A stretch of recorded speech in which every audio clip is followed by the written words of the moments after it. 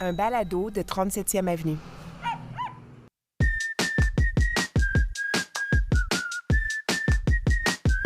Le dimanche 11 décembre 2022.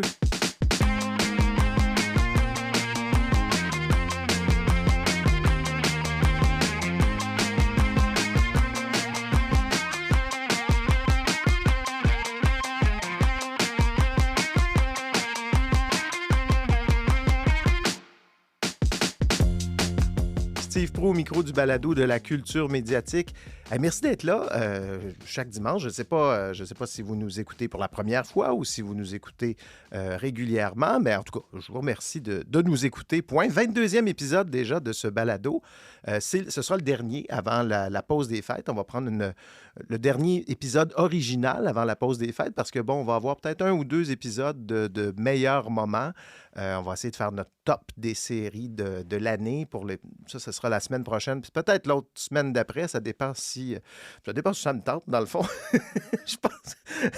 Donc, 22e épisode du balado. Bon, je pense que je suis mûr pour un petit bilan. Vous savez, au départ, quand j'ai lancé ça, j'avais l'intention d'explorer le monde merveilleux des médias à coup d'entrevues comme ça avec des artisans, des artisanes du milieu des médias. Mais au fond, je me rends compte que finalement, toute cette entreprise, c'est qu'un prétexte pour convoquer mes idoles ici dans mon sous-sol, les séquestrer pendant une demi-heure, 45 minutes et les interroger. Puis mon invité de la semaine entre tout à fait dans cette ligne. On la côtoie dans notre petit écran depuis, ma foi, 35 ans et plus peut-être, autour de ça.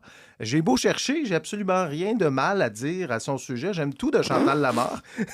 Bonjour. Je peux t'aider. Bonjour Chantal, Bonjour. bienvenue au balado Les Écrans. Bien sûr, on te regarde chaque semaine à Infoman depuis 20 ans, mais avant ça, moi, je te regardais religieusement tous les jours dans ce qui est sans doute une des dernières émissions dans la mouvance des Tannants, oui. des démons du midi, les Trois Mousquetaires. Ben voyons, comment ça que tu regardais oui. ça? Tu vois, c'est parce que j'étais travailleur autonome. J'ai toujours été travailleur autonome toute ma vie. Et là, j'avais, à cette époque-là, la télé ouverte, ça jouait le matin. C'était le matin, en direct, à 9 h. En direct, à 9 h avec Gaston. Fait que moi, je commençais ma journée avec vous autres, avec Gaston Lepage. L'avoir su. J'avais tellement l'impression, puis en studio, c'était tellement... Ben, je le dis, c'était gériatrique, là. Oui. On appelait ça téléboulamite, nous autres. Là. Non, mais attends, moi, je pense que ça devrait revenir, cette émission-là. Cet esprit-là devrait revenir. Oui, parce que maintenant, il y a plein de gens qui travaillent de la maison. Il n'y a rien d'intéressant à regarder à la télé le matin. Raison. À part Menoum avec Ricardo. Oui. Donc, d'avoir des sketchs comme ça. Rappelle-moi un peu le concept de cette émission-là, parce que c'est flou quand même. C'est flou. Ça fait 25 ans et quelques. Oui, j'étais jeune, mais je me souviens qu'à l'époque, Radio-Canada veut changer un petit peu l'offre le matin, puis décide de faire un trio, mais c'est une époque là, révolue. Là. Je le sais que ce que j'ai fait là, ça se fera plus jamais parce que on est vraiment en direct. On était sur l'actualité, mais on n'était pas besoin d'être ça à coche, là, nécessairement. Il y a un band, il y a du public dans le studio et qu'on est à Radio-Canada, dans les anciens studios, où on a les moyens de faire « va me chercher un costume » et vraiment le corpus des 3 animateurs. C'était, mettons, on peut dire que le capitaine, c'était Gaston. Ouais. Mais lui, il a dû m'aller chercher du monde de la LNI, tu sais. Fait que lui, il voulait ce lousse-là. C'est un petit peu lui qui a dit, garde, moi, ça me tente pas, tu sais, d'ailleurs, il le faisait pas, ça me tente pas d'apprendre du contenu pour livrer de la chronique, tout ça. Fait que, tu sais, il y a eu le flair de faire Louis-Georges, qui est le gars qui rit absolument à tout, puis Chantal qui va leur regarder le contenu, elle. Donc, le génie est devenu de la paresse de Gaston Lepage. Bien, d'une certaine façon, puis de l'idée de Radio-Canada de proposer ça. Tu sais, il y a tout le temps eu des spin-offs un peu de ce qui se faisait au 10, on peut dire, d'une certaine façon, avec l'esprit radio-canadien. Oui, nous sommes plus lettrés, non, c'est pas grave. Ils ont quand même eu Boubou, puis ils ont quand même eu les démons du midi, puis tout ça. Fait que c'est ça, c'était ce pari-là, mais avec cette chance-là de faire, on va aller chercher des accessoires, on va faire... Fait que c'était un plaisir fou parce qu'on finissait notre journée finalement à 10 h.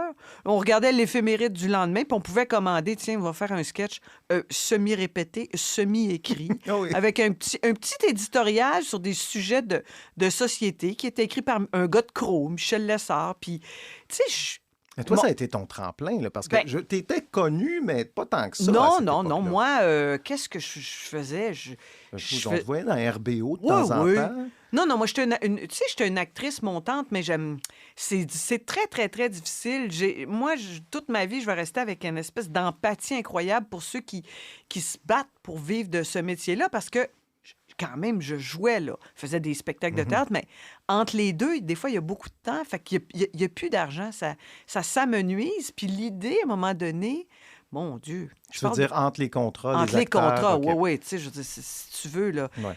Mais à l'époque, Quand on pouvait vivre plus facilement, plus long. Mais tu sais, c'est gamblé, là. Hey, Ouais. si j'ai une pub, je vais peut-être tenir jusque-là.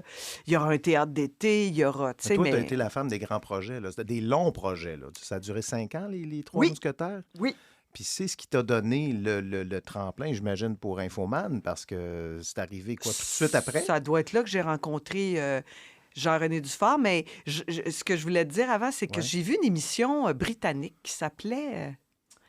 mon Dieu, c'était une émission de voyage avec OK. une animatrice qui s'appelait Magenta Devine, qui était, mon Dieu, j'y arrive pas à l'achever, qui était formidable, suave, un peu l'air bête, qui voyageait, mais qui disait tu sais, vraiment ce qu'elle pensait. Ouais. Moi, je me disais, si jamais, à un moment donné, on me donnait la chance de faire une chronique, ça me tente pas d'être Madame Sourire. Tu sais, cette affaire-là de télévision, le monde... mais tu sais, c'est pas moi. Le feu d'Élise Marquis, là, tu l'as pas en Ah, toi, là. Seigneur, je lentis ça. Là. Je dis rien contre elle, c'est Non, non, ça, la elle fait, télé. ouais. Tu sais, j'aimerais ça être intelligent, de mener faire une thèse sur une personnalité télé, c'est quoi? Ouais. Puis je trouve que j'en rentre pas là-dedans, pas tout.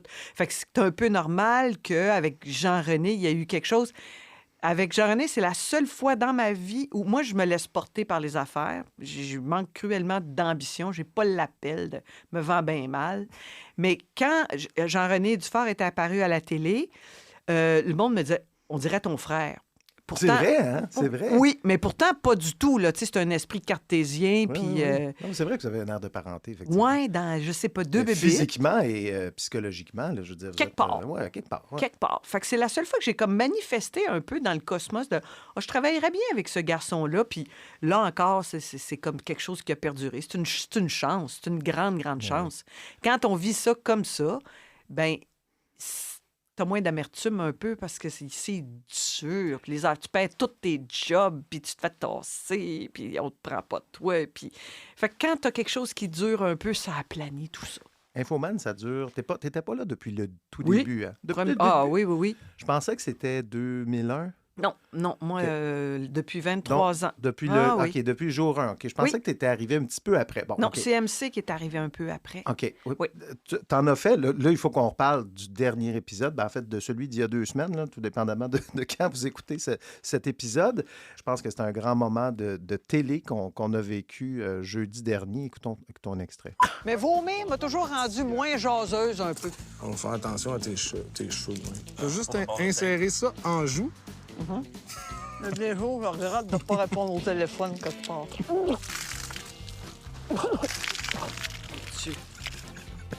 Juste le son, c'est différent. Tu me l'as ton close-up, mon sacrement. Écoute, est-ce que c'est dans le top? Bon, là, on va expliquer c'est quoi pour les auditeurs. C'était allé tester la rig à vomi, la machine à vomi. Comment est-ce qu'on fait vomir les comédiens, les acteurs dans les films? Tu es allé voir les Blood Brothers, qui sont spécialisés dans ce genre d'effets spéciaux. C'est drôle. Allez l'écouter, c'est sur le web, évidemment, en rattrapage, si vous ne l'avez pas vu. Faut avoir Moi, le cœur bien accroché. Oui, j'ai ri, j'ai tellement ri. Mais c'est rare que tu sors, que tu vas en reportage comme ça. Est-ce que ça fait partie du top des affaires les plus débiles que tu as fait à Infoman, ça, ou tu le mets pas dedans? Non, mais C'est- si j'y pensais, j'ai fait des choses aussi grotesques, Ouais. mais je lève la main pour ça, moi. Ouais? Je suis très contente. Puis quand j'étais plus jeune, des fois, j'étais envahie d'un sentiment qui faisait « Oh non, à un moment donné, tu sais, j'ai plus de noblesse, tu pourras plus faire ça. Tu vas être une vieille madame, puis tu pourras c'est plus ce qui est faire ça. Parce que je regardais l'extrait, je me disais, bon, t'as des enfants, puis je me dis, ça, c'est ma mère. C'est quand même spécial, là. Tu sais, c'est quand. Ouais. En tout cas, j'ai tellement ri. Parlons un peu d'Infoman, parce que cette année, on dit que tu sors pas souvent, tu as quand même sorti un peu. t'es allé te recueillir sur la tombe d'Élisabeth. Oui. Est-ce que c'était prévu avec Infoman ou c'était un voyage que ben, tu faisais dès le toi-même? départ, au jubilé, Ouais. je ne demande pas grand-chose. Je suis là, Colin, j'irais bien, mais en même temps, est-ce que j'ai ce qu'il faut pour... Puis d'ailleurs, le jubilé, c'était son dernier. Elle a fait très, très peu d'apparitions, mais le royaume c'était effrayant, les activités qu'il y avait, les shows qu'il y avait. Bon, j'ai rien fait là-dessus, mais je me disais, bon, s'il y a beaucoup d'images, peut-être qu'on va commenter le jubilé. Puis elle est partie, puis je sais qu'on est dans le bureau, on a un meeting, puis bon, tout le monde... Je répète un peu quelque chose que j'ai dit souvent. Moi, la monarchie, ça peut tomber demain matin. Ouais. Je m'en bats les C'est couilles. Élisabeth qui t'intéresse. Oui, j'ai toujours eu un gros kick sur ce personnage-là, peut-être parce que c'est une femme. Puis quand on y pensait, plus elle vieillissait, puis tu disais, mon Dieu, écoute, une des femmes les plus reconnues sur la planète, c'est quand même une vieille badass, là, qui n'est pas une ancienne cochonne, qui n'est pas... Non. tu sais. Et puis tout ce que ça représente, ça ouvre une porte à bien des affaires, bien des spéculations. C'est assez étrange que cette chose-là perdure, la monarchie. Ouais. Alors, je vois qu'Élisabeth, on annonce, ça passe en bande défilante, qu'elle est vraiment mal en point, puis qu'il y a des annonces de Buckingham, puis, tu sais, Ça a été vite, ça a été très rapide. très rapide. Puis là, moi, les grosses larmes me coulent dans le bureau. Ah ouais. Qui c'est qui rit de moi, tu sais, Jean-René, là, qui est comme... Je peux pas croire, tu sais, je peux pas croire. Fait que quand elle a trépassé, ben rapidement, elle s'est organisée une affaire, veux-tu y aller? Puis il dit oui, oui. Sauf que c'était vraiment un saut de puce, sachant qu'on aurait accès à rien. On n'est pas journalistes, nous autres. Non. Fait qu'on peut se promener dans la rue. Et probablement que ça fait très longtemps que c'était prévu où ils ont fait les Olympiques et tout ça pour que tout le monde converge à la même place. Mais c'est parce que c'est un grand rassemblement pacifique dans un pays qui peut être vraiment tripant, avec un esprit qui... Une fois que tu es allé en Angleterre, tu as envie d'y retourner, tu sais. Et puis, c'est ça, comme on peut aller nulle part, on traîne dans la rue, comme trois gueux que nous sommes, là, avec le caméraman, puis on rencontre juste Mme Cac, puis on est bien content de notre coup, tu sais. Et si on n'en revenait juste pas, là... La madame est déguisée, là, avec les chapeaux, là. C'est la madame qui Oui, avait été tournée par Jean-René le soir que la CAQ avait gagné parce qu'elle était complètement Qu'est-ce qu'elle faisait pro là? François Legault. Qu'est-ce qu'elle faisait là? Là, tout d'un coup, elle était devenue monarchiste. OK. Là, c'était devenu la fan numéro 1 d'Éric Duhaime. Puis elle avait des drapeaux, puis elle faisait... Moi, elle me fascine. Elle s'appelle Lucille. Qui est Lucille? Qu'est-ce qu'a fait Lucille dans la vie? Moi, j'ai fait... C'est quand même pas possible. Elle s'est rendue là toute seule. Elle parle pas anglais. Elle est raciste. Ah oui. Ah oui. Mais vous avez rencontré des gens comme ça dans Infoman, Ouais. des espèces de personnages qui sont apparus comme ça Ouais. puis qui reviennent des fois. Ouais. C'est fascinant. Toi, tu t'occupes à cette émission-là des chroniques, beaucoup de chroniques récurrentes. que Des tu- gimmicks. Des gimmicks, donc les costumes de Noël inspirés de l'actualité. Moi, j'aime bien les livres débiles là, publiés autour du Salon du Livre. Mm-hmm. À quel point vous jouez là-dedans? Comment ça se passe, le processus? T'arrives avec de nouvelles idées ou c'est comme... Ben, des fois, c'est une tentative de gimmick. La première fois qu'on a fait le Salon du Livre, il Ouais. fallait qu'on ait eu l'idée, puis que je le fasse. Puis après ça, tu fais comme ça, c'est installé. Fait que dans le calendrier, ce sera ça. Parce qu'au bout de 23 ans, Ouais, c'est ça. Hein? il y a je me suis déjà levé le lundi en me tenant la tête à deux mains. Qu'est-ce qu'on fait? Parce que moi, c'est plus sociologique, c'est plus culturel d'une certaine façon. Puis c'est la finale. Il faut finir avec une patte en l'air. Fait que des affaires qui marchent, des affaires qui fonctionnent moins bien. Mais ça, quand c'est déjà installé, les costumes, quand on commente les grands événements protocolaires Ah, du ça, monde j'adore. entier. Puis tu essaies de varier les plaisirs parce qu'il y a toutes sortes d'affaires, mais tu sais, c'est comme Jean-René aussi. Jean-René puis MC, on a chacun nos gimmicks. Mais on essaie de pas user à la corde un bon filon puis d'essayer d'en trouver d'autres, mais c'est ça. Les costumes, ça demande quand même... c'est à grand déploiement. Là, Ouais. je veux dire, ça C'est du ça carton, prend une du journée duct tape. faire ça. Là. Ouais. C'est juste tourner ce truc-là. Ouais. Qui fait les costumes? C'est une fille qui s'appelle Annie-Claude Gagnon, qu'on pourrait appeler ensemblière de l'émission, qui va aller chercher les accessoires quand on en a besoin, qui va aller louer, chercher des costumes. Et c'est la blonde du réalisateur André. C'est vraiment une affaire de famille. Puis là, on a des idées de couple, parce que, tu sais, l'idée, c'est qu'il faut que ce soit un couple et que ce soit des affaires qu'on peut réaliser nous-mêmes. Des fois, c'est un petit peu compliqué, mais, tu sais, je continue à jammer avec eux autres. Il y a les idées. Puis Annie-Claude part avec À part avec le Flash, puis avec André, c'est du vrai bricolage maison, là. Ouais. C'est quoi l'équipe d'Infoman? Parce que des fois, on vous voit. Bon, il y a Maude qu'on voit, il y a vous autres, les chroniqueurs. On sait qu'il y a, bon, André, mais qui y a d'autres dans des recherchistes? Oh, c'est bon qu'on les mette un peu en lumière. Oui. Ça me fait plaisir. Éric Saint-Hilaire, qui est le caméraman. Des fois, il va y avoir une équipe, des gens qui vont venir faire une prise de son, ces choses-là, quand c'est nécessaire. Pour les spéciaux de fin d'année, des fois, c'est un petit peu plus à grand déploiement, mais la base, c'est ça. C'était le réalisateur André Lavoie, producteur au contenu Richard Goyer. Maintenant, il y a un gars qui s'appelle Franck Belzile, une fille qui s'appelle Louise. Mon Dieu, voyons. Là, c'est moi qui l'ai vu. Tu C'est veux les toi, mettre de tu l'avant, vas-y. Oui, là. non, mais je les mets de l'avant. Mais aux archives, admettons. Moi, j'aime beaucoup faire des choses avec des archives. OK. C'est long, mais c'est une fille qui s'appelle Valérie Brassard, qui est là depuis toujours, qui regarde la télé toute la semaine. Tu sais, c'est du monde qui ont comme... sont en mission. Tu sais, Infoman, c'est pas une job, c'est leur vie, tu sais. Patrick Dion, qui est aux réseaux sociaux, Jean-Philippe Larose. Fait que c'est du monde qui mange, respire, Infoman. Tu sais, même en été, on s'écrit tout le temps. Avez-vous vu ça? Tu veux ça? Tu veux ça? C'est ça. C'est une messe, moi, je vois. Cette émission-là, tu sais, c'est rodé au quart de tour, c'est toujours la même affaire. À quel point vous avez la mission de préserver cette espèce de concept-là qui dure depuis toutes ces années-là? On ne peut pas changer Infoman. On ne peut pas se dire on va ajouter une autre chronique. Je sais que... Tout se peut, mais tu sais, si t'es jeune, là, puis tu dis, bon, Infoman, là, on est tanné.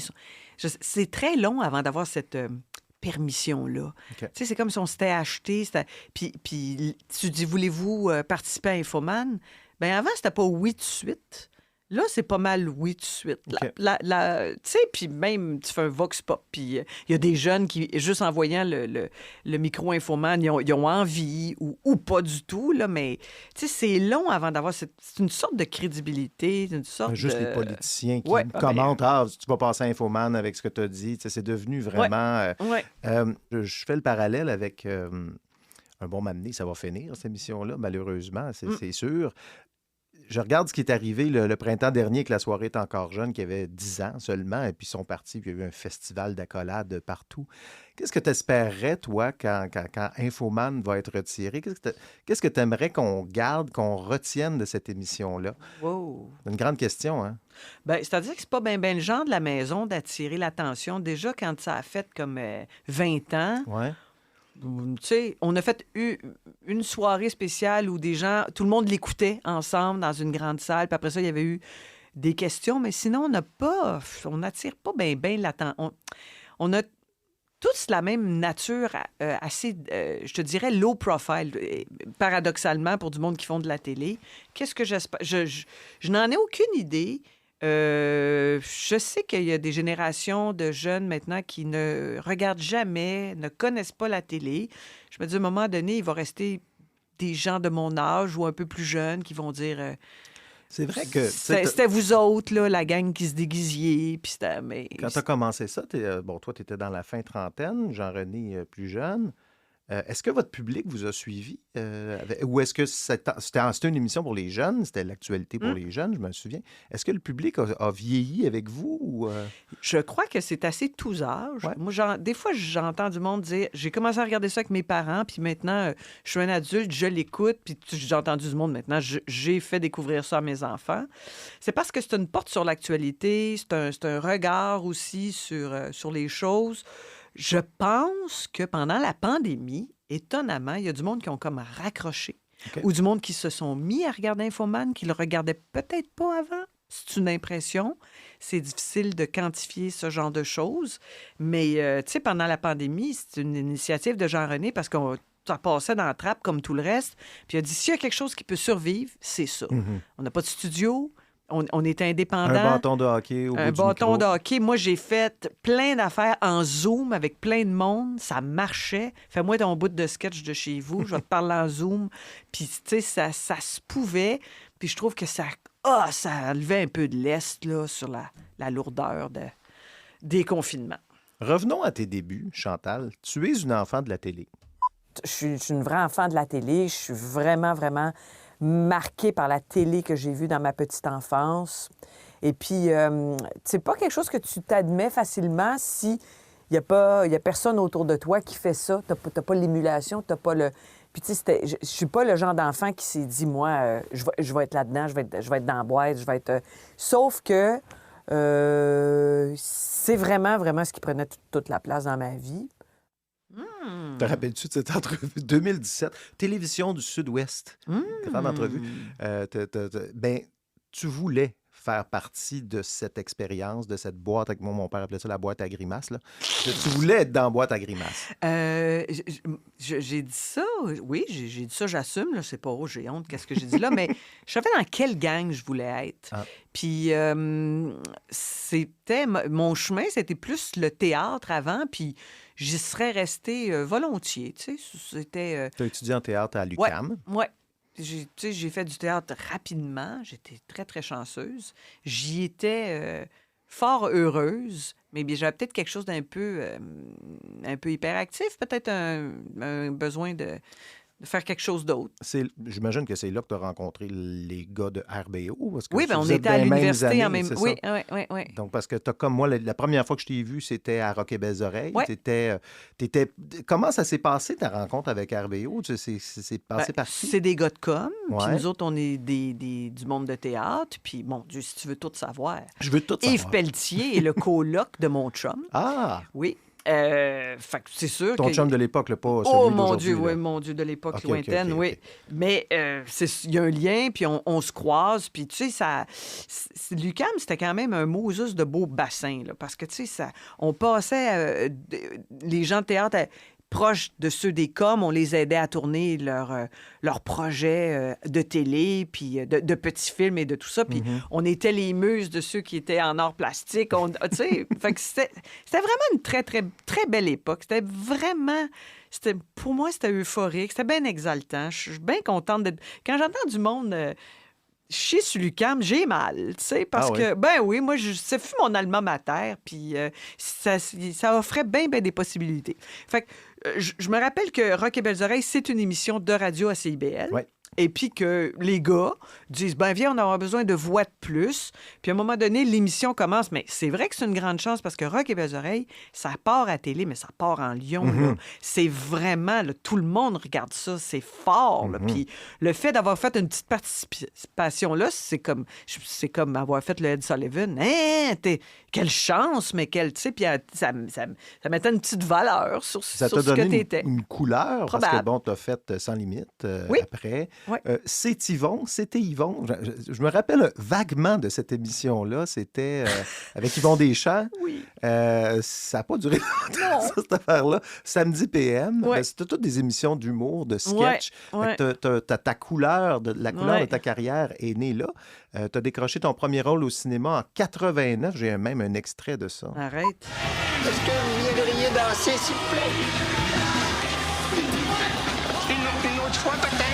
Bon, t'avais pas de Non, ligne? non, je disais rien. Tu disais rien. C'était C'est mon premier rôle au cinéma. Hein. la fille à l'air bête dans Cruising Bar. C'est comme ça qu'on te présente C'est le fun. au générique. Donc, c'était Cruising Bar, où tu jouais une punk qui était dans Au une espèce business, oui. Ouais, dans une espèce de bar de punk. Puis bon, Ouais. mais la fille à l'air bête, ça t'a poursuivi quand même un petit peu dans... Je vois des extraits aussi dans RBO. Est-ce que tu joues? J'en ai un autre extrait. Hein? Je sais pas si tu te souviens de ça. Ben, toujours est-il que ma fan de toilette est capoute, puis comme Kevin mange bien du poulet frit, hein? Oh mon Dieu. Hé, c'est loin ça, hein? C'est chic. C'est loin. T'étais avec Daniel Pilon dans cet extrait, t'en rappelles-tu? Oui. C'était un spécial de RBO. C'était des téléfilms. Ouais, c'est ça. Ouais. C'était pas les émissions régulières. C'était Non, comme c'était des téléfilms que j'ai jamais vus d'ailleurs. Je sais Fait pas où que- est-ce que c'est passé. J'avais jamais vu ça, moi non plus. Je l'ai vu sur YouTube, mais Eh bien. j'avais vu ça. Non, mais c'était...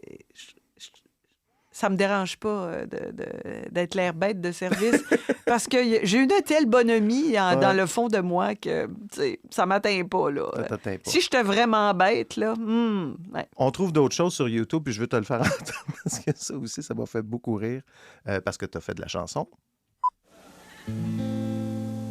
C'est un air que je dédie à toutes les personnes qui ne veulent pas mourir dans une explosion atomique. Et croyez-moi, il y en a plus qu'on pense. D'accord. Les bombes atomiques, c'est pas sympathique. Quand ça explose, ça détruit des choses. Ça cause des migraines et des bras dans le front. Et toi, l'enfant des rues, ne manque pas de plutonium. Car tu pourrais te retrouver avec le... Ça revient, là. Oui. Pète fluo, pète fluo, Oui. pète fluo, nous serons tous des pète fluo, pète fluo. Tout le monde, Pète pète tout le monde. Pète fluo. C'était ça. Ça reprend en cœur. Ah oui, Ouais, oui, oui. pète C'était fluo. avec Marc Labrèche, le grand Oui. blond avec un chaud sur noix. Tu imitais Linda Lemay. Linda Lemay, exactement. Ouais. Donc, parlons un petit peu de... Parce que je veux faire un petit segue entre cette chanson et le fait que tu en fais aussi dans cette émission. Les Galipots, qui va passer le 9 décembre. Ça s'appelle Les Grelots dans le bungalow. Là, bon, quand l'épisode va être diffusé, ce ne sera pas... Mais c'est toujours trouvable sur tout.tv. Sur tout.tv. Tu fais ça avec... donc, pour explique-nous le concept. J'aime mieux que tu l'expliques. Il y a quelques années, avec une amie qui s'appelle Sylvie Dumontier, alias Sylvie, la Oui. chanteuse des tout-petits. Mhm. Tu as eu des enfants? Mhm. Oui, c'est ça. Mhm. Non? Non, c'est des très bonnes chansons, mais Ouais. tu sais, un bon moment donné, c'est comme tout. Hein, tu sais, Ah, quand il y en a trop... On les a beaucoup C'est ça. entendus, bien sûr, Mais mais c'est- ça s'écoutait bien. Oui, plus que Carmen Campagne, ça, je dois le dire. Alors, on est amis, puis on a une espèce de relation épistolaire. On est tout le temps dans un autre time zone. OK. On est comme dans les années 60, puis quand on quitte, on dit, moi, je m'en vais faire mon Steinberg et tout ça. D'où vient l'idée de créons une chanson vintage qui va... C'est l'été, je me souviens, OK. qui va relater des souvenirs d'été de banlieue de nos enfances. Et puis, elle compose, puis ils sont équipés. Mais vraiment, on fait ça parce qu'à un moment donné, dans la vie, tu dis, qu'est-ce que je ferais qui est juste pour moi, pour me faire plaisir? Parce que personne ne va m'offrir de faire ça. Non. Parce que, tu sais, ça ne viendra pas à l'idée de personne. Alors, nous créons les Galipos, Gert et Gail, deux sœurs qui voisines de cour. Puis, tu sais, il y a un univers autour de ça. Puis, parce qu'on aime l'esthétique de ces années-là, on aime les arrangements musicaux, mais on a envie de faire des chansons qui ont une petite twist, un petit commentaire sur l'époque. Tu sais. Si c'est pas féministe, c'est d'autres choses. Je vois un peu, tu sais, tu as déjà fait des chroniques sur le fameux manuel de la jeune mariée. Oui. Bon, puis je vois un peu, on veut incarner ça, là, ces Oui. espèces de conseils qu'on donnait aux jeunes mariés pour Oui. bien satisfaire leur Ben, mari. répondre à toutes les convenances, comme toutes les les convenances. femmes. Encore aujourd'hui, je dis c'est une autre dictature, mais les filles ont ce besoin de se faire dire quoi dire, puis comment le faire, puis tu sais, ça change pas tant que ça. Alors, on invente ça, cette chose-là, puis on se tourne des petits scopitons de maison, vraiment, avec des amis, vraiment juste pour nous autres, mais le feu prend quelque part, parce que ceux qui le voient, ils voient comme... Puis personne ne voit la même chose là-dedans. OK. C'est la carte de visite. Fait que ça a donné lieu à des émissions thématiques avec des archives, des 2 documentaires, un 3e en production, puis des grelots dans le bungalow qui était en fait l'idée qu'on avait de faire une émission spéciale comme on voyait quand on était petit, quand tu regardais un vieux Lawrence Welk, une émission américaine, ou ici, là, tu sais, quand Fernand Gignac, il chantait d'une calèche avec Nathalie Simard, là, tu regardais ça les semaines avant Noël, puis c'était... Le Noël magique de Michel Richard, c'est une grande chose. J'ai jamais vu ça, mais Ouais, ben je là, te là, crois sur Monsieur parole. YouTube, il faut que tu te mettes là-dessus. Je veux dire, tu vas être accro, tu vas le regarder en plein été des fois, parce OK. que c'est ça. Et ça n'a aucune autre prétention que de parler de Noël, tu sais. OK. Mais nous, on a très peu de temps et très peu d'argent. C'est pour ça que je trouve que c'est un objet télévisuel encore plus intéressant parce que c'est toutes des amis. Puis quand je dis que j'aurais toujours fait des affaires au niveau cégep, c'est vrai parce que j'ai Sylvie qui compose, Denis, son mari qui est orchestrateur, qui est Denis Larochelle, c'est un grand musicien. Puis on a tous nos amis, puis j'en sors d'autres de leur retraite. On fait des robes, on déguise, on met des lumières de Noël.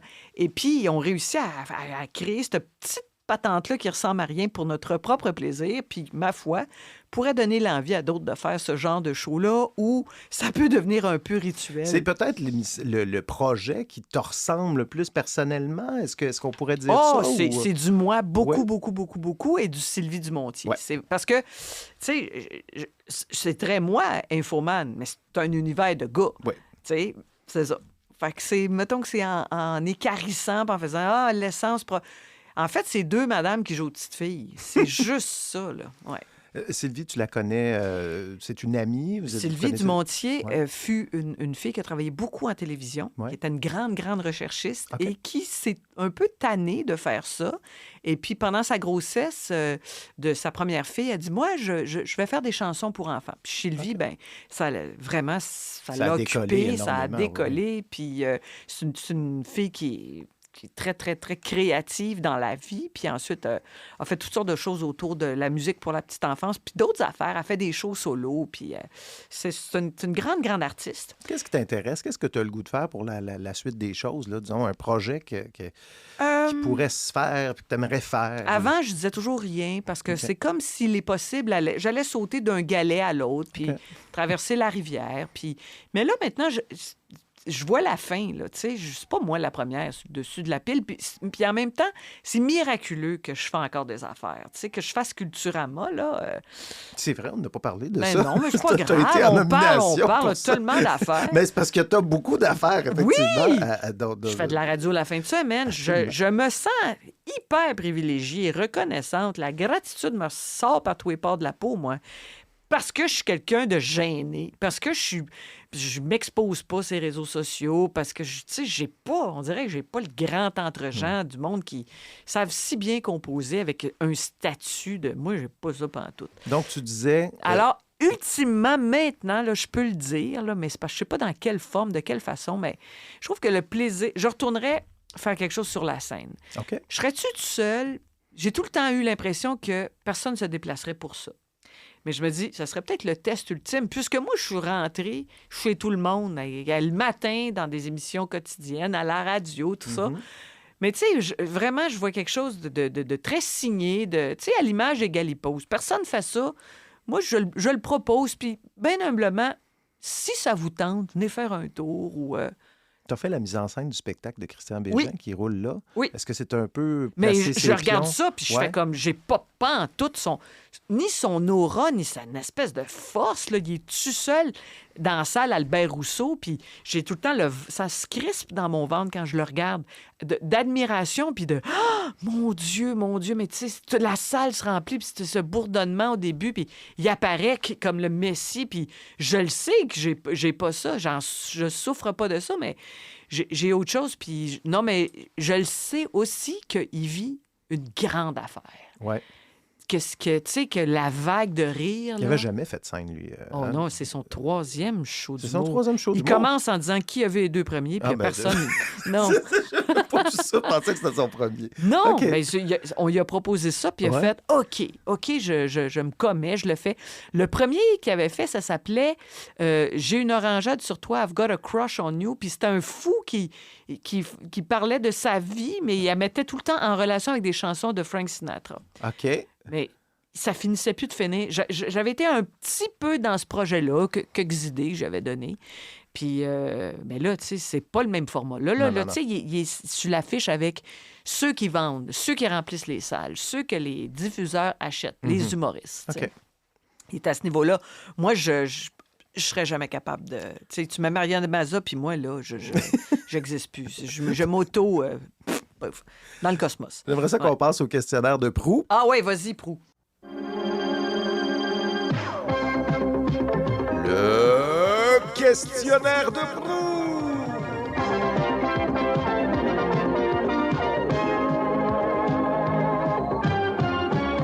Le questionnaire de proue, j'ai envoyé à Chantal un questionnaire un peu avec toutes sortes de questions sur ses choix médiatiques. Tu m'as dit, d'ailleurs, c'est intéressant, quand tu m'as renvoyé le questionnaire, tu m'as dit, mon Dieu, il reste si peu des séries englouties parce que on en regarde beaucoup. Puis c'est vrai, j'ai ce même sentiment-là.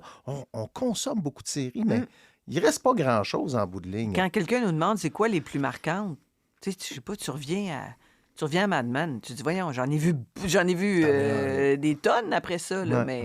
ouais. Ouais. Ça reste pas. Puis c'est vrai qu'on... Mais tu m'as parlé de la série qui occupe tes soirées présentement.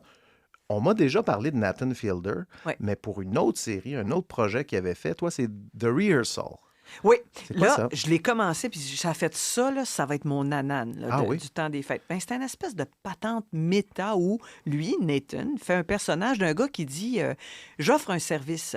C'est-à-dire, vous aurez l'occasion de répéter quelque chose en prévision d'un événement qui s'en vient dans votre vie. Par OK. exemple, une première date avec quelqu'un. Et c'est complètement halluciné parce que dans des grands studios, il a recréé exactement le décor, soit du pub où ils vont se rencontrer, de l'appartement, puis on le reprend. Puis il y a des acteurs. Fait que, tu sais, t'as le cast d'acteurs, t'as le cast de vrai monde qui vont... Oui, c'est fou, C'est là. où ça? Ouais, c'est où est-ce qu'on regarde ça? Bon, j'ai dû voir ça sur Crave, Crave? j'imagine, oui. Ça doit être Crave ou HBO. Mais le premier épisode m'a comme complètement transporté parce que c'est, admettons, avant de venir ici, j'aurais répété dans un studio notre première rencontre, ce que je te dis, juste pour être certaine de dire les bonnes affaires, de ne pas me tromper. Puis c'est un service que lui offre, mais c'est... Le genre d'idée Son qui autre me... projet, Ouais. je ne sais pas si tu l'avais vu, c'était il offrait des services à des entrepreneurs. Par exemple, il y en avait un qui disait meilleur burger au monde. Oui. Puis là, il donnait 100 si vous trouvez que c'est pas le meilleur burger au monde, le propriétaire vous donne 100 Puis c'était toutes des espèces de conseils de marketing. Un peu, il est un peu là-dedans, lui. C'est un Canadien, ce type-là, Nathan Fielder. Je pense que oui. Tu le connaissais-tu autrement? Oui, toi, je ou- n'avais entendu parler parce qu'il y a comme un petit following Ouais. autour de ça. C'est parce qu'il y a un univers, il propose une affaire qui... C'est peut-être aussi parce que, tiens, on sort de quelque chose là, quand on sort. Ça fait travailler l'imagination. OK. C'est si j'avais une deuxième chance, si je pouvais me reprendre, si... c'est porteur. C'est une maudite bonne idée. Bonne suggestion.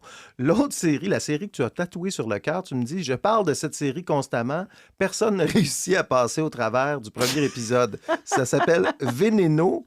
Veneno, je ne sais pas si je le prononce correctement. Ouais. Une docu-fiction espagnole. Qu'est-ce que c'est ça? Écoute, quand ça a parti, on dirait que j'écrivais la nuit à du monde. Ah, regarde Veneno. Personne ne me revenait jamais.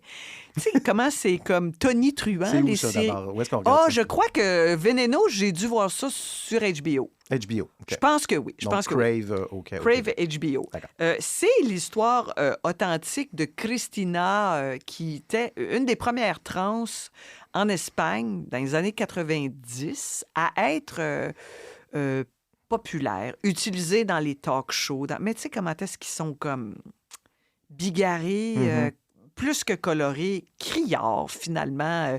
Toutes les émotions sont exacerbées. La veneno! Tu sais, ça crie tout le temps là-dedans, mais c'est parce que ça part d'un petit garçon qui rush, il vient de l'Espagne profonde, puis ses parents, là, ils ont juste honte de lui.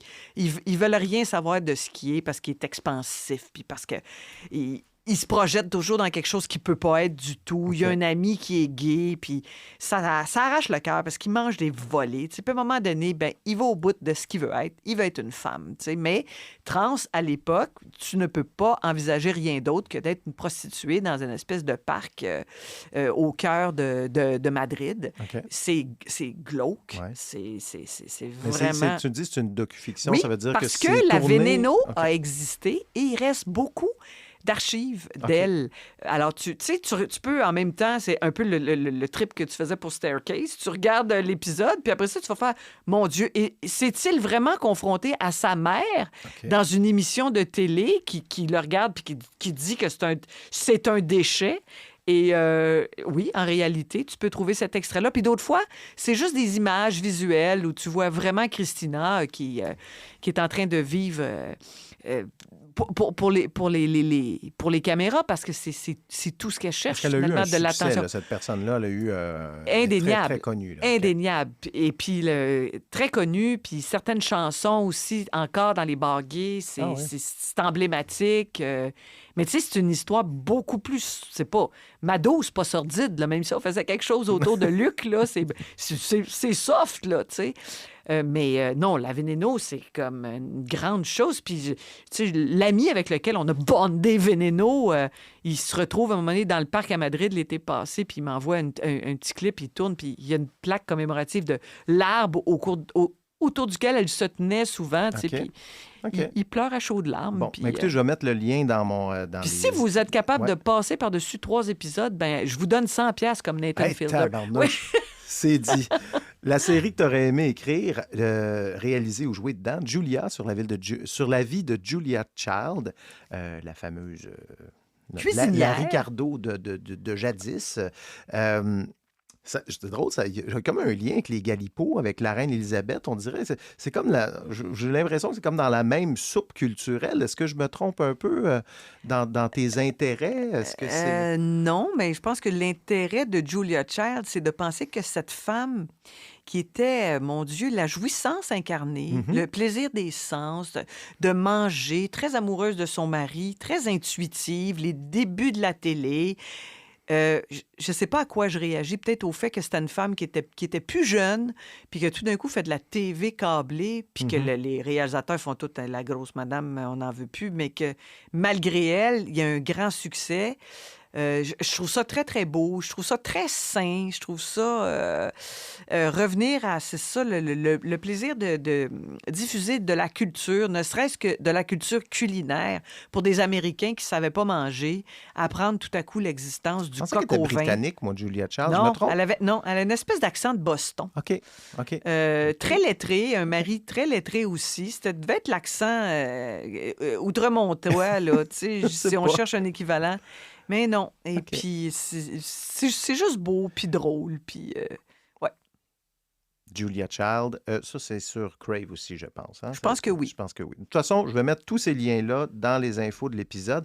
Hey, merci beaucoup, Chantal, de ton temps. C'était agréable. Ça a passé vite, hein? 40 minutes qu'on discute comme ça. Chantal, on te retrouve évidemment les jeudis à 19h30 à Infoman. Il reste 2 émissions thématiques, puis ce sera autour de, enfin, la traditionnelle revue de l'année Infoman, le 31 décembre à ICI Télé. Dès vendredi, le 13 janvier à ICI RTV, on te regarde à l'émission Culturama. On n'en a pas beaucoup parlé, mais bon, c'est un autre de tes nombreux projets. C'est mon bébé, ça. Alors, je te réinvite pour parler de toutes ces affaires-là. Tu as signé aussi la mise en scène des 8 péchés capitaux de Christian Bégin. Il va y avoir des dates en 2023. Ah oui, ça tourne encore beaucoup. Ça tourne encore. Je vais mettre tous ces liens-là. Merci, Chantal, de ton temps. Que c'est gentil. Tu peux y aller maintenant. Moi, je sac mon camp. Je ne dormirai pas en prison, finalement. Non. Ben voilà, c'est tout pour cette semaine. Merci d'avoir été là. Si vous avez le temps d'aller nous donner une note sur Apple Podcast ou de suivre l'émission, ce sont des petits gestes qui vont nous aider à ce que ce balado rejoigne encore plus de paires d'oreilles. Mon nom est Steve Proulx. Le balado Les Écrans est une production de 37e Avenue. À dimanche prochain.